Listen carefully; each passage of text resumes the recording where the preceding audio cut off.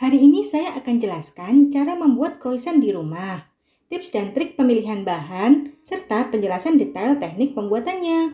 Yuk langsung aja kita mulai. Pertama, untuk membuat croissant yang berlapis dan renyah, wajib gunakan tepung terigu protein tinggi dengan kadar protein berkisar 12%. Kalian bisa cek informasi nilai gizi di belakang kemasan seperti ini. Di sini tercantum takaran saji 100 gram dan jumlah protein per takaran saji yaitu 12 gram, yang berarti kandungan proteinnya adalah 12%. Jika kandungan protein lebih rendah dari itu, maka croissant cenderung akan jadi kempes. Kedua, untuk cairannya saya menggabungkan susu cair dan air, agar bagian dalamnya tetap lembut, tapi bagian luar tetap kokoh. Ketiga, untuk pemanisnya saya menggabungkan gula pasir dan madu. Penambahan madu, selain sebagai pemanis, memiliki sifat mengikat air sehingga menjaga kelembapan croissant. Keempat, untuk raginya, pastikan gunakan ragi yang masih aktif. Tips menyimpan sisa ragi, gulung bungkus ragi serapat mungkin, lalu ikat seperti ini. Pastikan tidak ada udara di dalamnya. Simpan di freezer, ragi pun bisa digunakan untuk pembuatan resep lainnya. Kelima, untuk campuran adonan, gunakan unsalted butter jika ingin adonan lebih wangi dan lembut, atau cukup gunakan margarin jika ingin harga yang lebih ekonomis. Saya menggunakan garam sebagai pengawet alami dan mengontrol fermentasi agar adonan mengembang dengan baik. Untuk proses pembuatannya, saya akan menggunakan cara manual dengan tangan. Tuang 110 ml air hangat, 90 ml susu cair hangat, 50 gram gula pasir, 10 gram madu, dan 7 gram ragi instan.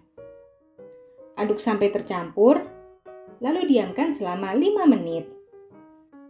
Setelah 5 menit, pastikan muncul buih di permukaan seperti ini, yang menandakan ragi masih aktif.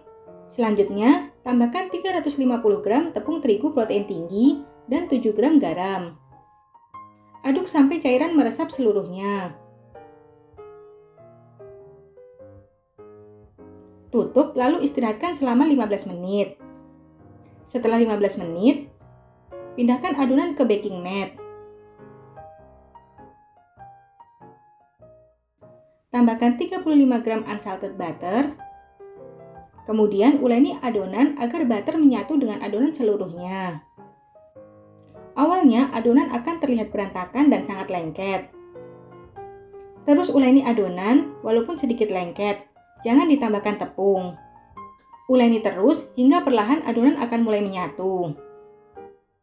Proses menguleni adonan dapat dilakukan dengan cara seperti mencuci baju, yaitu mendorong adonan keluar, lalu melipatnya ke dalam, atau dengan sesekali membanting adonan.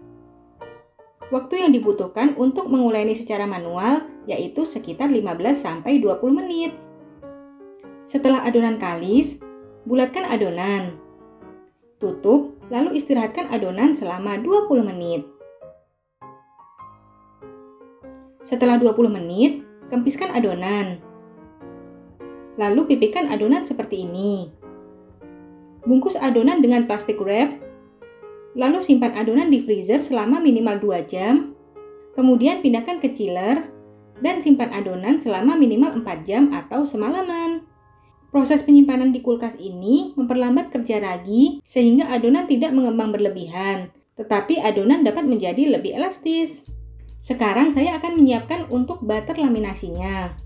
Siapkan kertas roti dengan panjang 35 cm dan lebar 40 cm. Tandai 10 cm dari samping, kemudian lipat.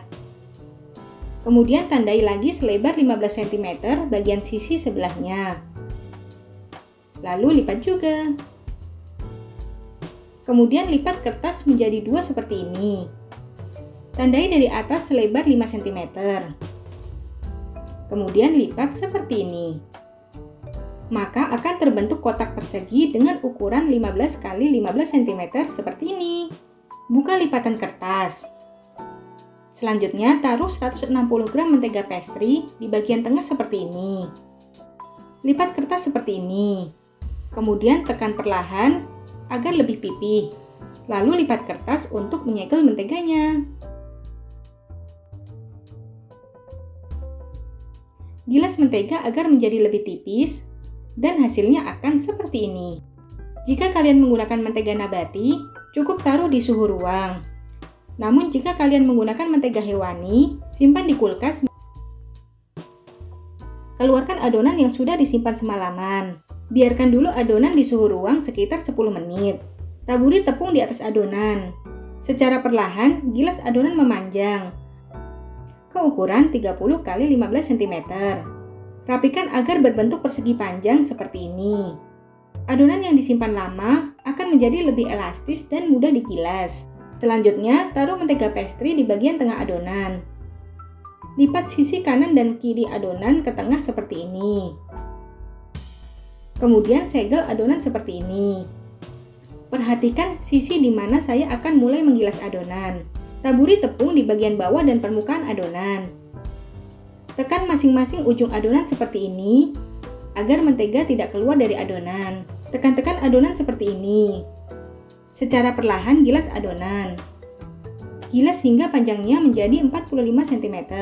Bersihkan tepung yang tersisa di permukaan adonan. Lipat sepertiga bagian ujung adonan di sisi ini. Lalu lipat 2/3 bagian lainnya ke tengah seperti ini. Lalu lipat lagi adonan menjadi 2. Lipatannya akan terlihat seperti ini. Biasa disebut dengan istilah double folding atau lipatan ganda. Tutup adonan dan istirahatkan selama 20 menit. Setelah 20 menit, taburi kembali permukaan adonan dengan tepung. Tekan masing-masing ujung adonan seperti ini.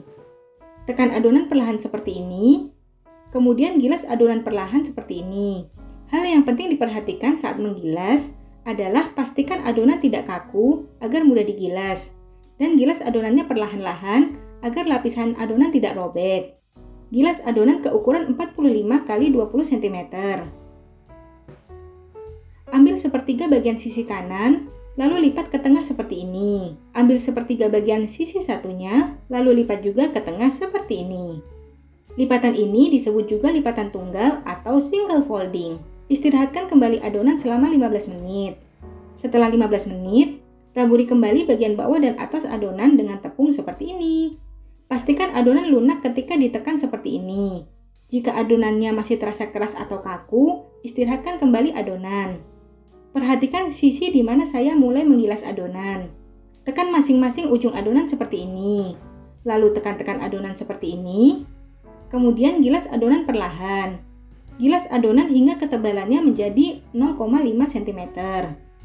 Berhubung baking mat saya terlalu kecil, saya akan membagi adonan menjadi 2, seperti ini. Sisihkan setengah bagian adonan. Taburi kembali bagian atas dan bawah adonan dengan tepung seperti ini. Kemudian gilas adonan perlahan. Gilas ke ukuran 25 x 28 cm. Lalu potong bagian pinggir adonan, masing-masing selebar setengah cm. Hingga ukuran adonan menjadi 24 x 27 cm. Tandai adonan selebar 8 cm ke samping seperti ini. Kemudian potong adonan seperti ini. Lalu potong adonan secara diagonal seperti ini. Tandai kembali adonan selebar 8 cm ke samping dan lakukan hal yang sama. Tips dari saya, potong adonan satu persatu agar ukurannya tetap selebar 8 cm. Sisihkan dan istirahatkan adonan selama 15 menit. Setelah 15 menit, ambil satu potong adonan. Renggangkan adonan perlahan seperti ini. Pipihkan masing-masing ujungnya seperti ini. Di ujung bagian ini, buat lipatan kecil, lalu pelan-pelan gulung adonan ke depan.